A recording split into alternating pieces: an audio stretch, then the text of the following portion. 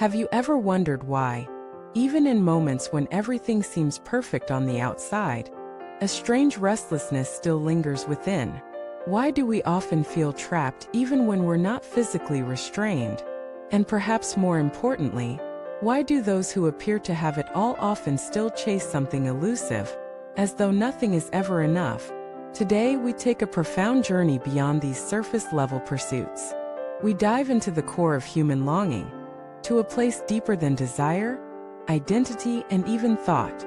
Because the freedom we seek does not lie in rearranging our external world, but in rediscovering the silent, boundless freedom within a state of being referred to in spiritual traditions as a mind free from attachments. To begin, let us strip the word freedom of its popular definitions. In modern society, freedom is often equated with the ability to do whatever one wants, whenever one pleases. The freedom to travel, to speak, to own property, to choose one's lifestyle. While these civil liberties are undeniably important, they do not encompass the fullness of inner liberation. If freedom merely means external choices, then why do so many still suffer internally despite having endless options? True freedom, as described by sages and spiritual masters throughout history, is the freedom from compulsions, from reactivity, from the inner pull of fear, desire, anger, and sorrow. It is a state in which your peace does not depend on external validation. It is the ability to be undisturbed amidst chaos, centered while circumstances change, and content even in the absence of pleasure.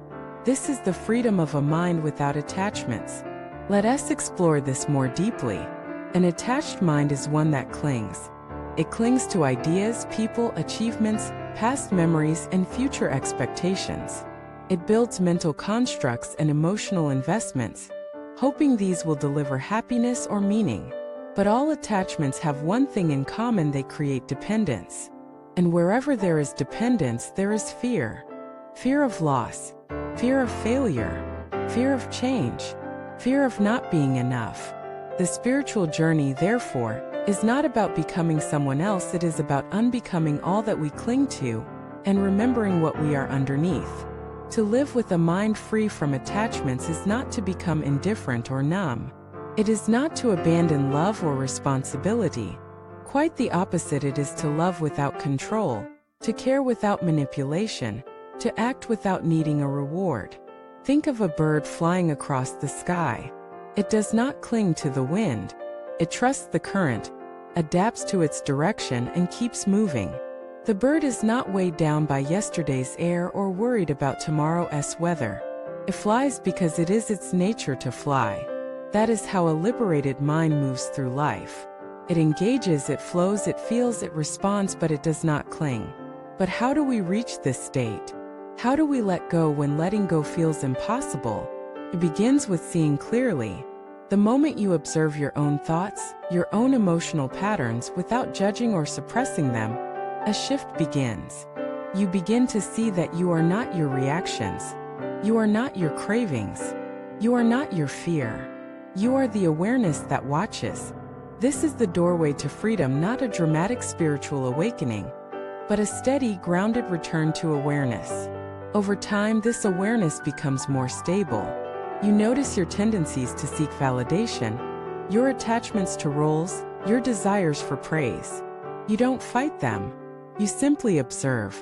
And in observing, you disempower them.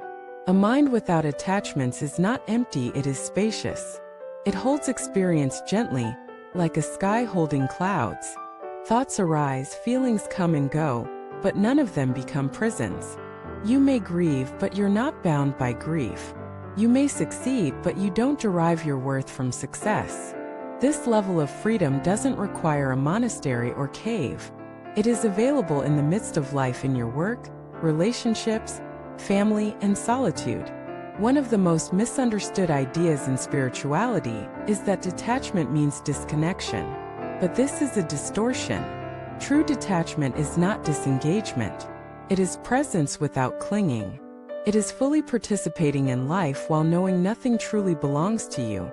It's not apathy, it's non-possession. It's not coldness, it's deep compassion without the strings of ego. When a person reaches this state, they are no longer reactive. They listen more deeply. They speak with clarity. Their presence feels safe because it is not entangled in expectations. They can love without needing to be loved in return. They can help without needing recognition. They can forgive without needing apology. Such a person is profoundly free not because they have escaped the world, but because they have ceased to be bound by it. And yet, freedom does not mean that pain disappears. The body still gets tired. Loss still occurs. Injustice may still hurt. But the suffering, the inner struggle against what is, dissolves. Pain is no longer resisted, so it passes through. Joy is no longer clung to, so it doesn't become addiction. Freedom is the stillness in the center of a storm. It is the eye that sees the whole dance of life without needing to interfere. How do we walk toward this freedom in practical terms? Start with mindfulness. Notice what you cling to most. Ask yourself gently, if this were taken away, who would I be? Then look deeper. Are you clinging to a role? To someone else's approval? To your own image of success? To your history? To your pain? Whatever it is, look at it not with guilt or shame but with curiosity. Clinging is not a flaw, it's a habit of survival. But once you see it, you can begin to loosen your grip. The more you let go, the lighter you become. And the lighter you become, the more naturally peace arises. You may start to notice that you don't need to control every conversation. That you don't need to win every argument. That you don't need to be seen as right. That you don't need to hold on to the past to honor it. That you don't need everything to go your way in order to be okay. And in that realization, freedom dawns not as a destination, but as your original nature. Buddhism calls this heart without hindrance.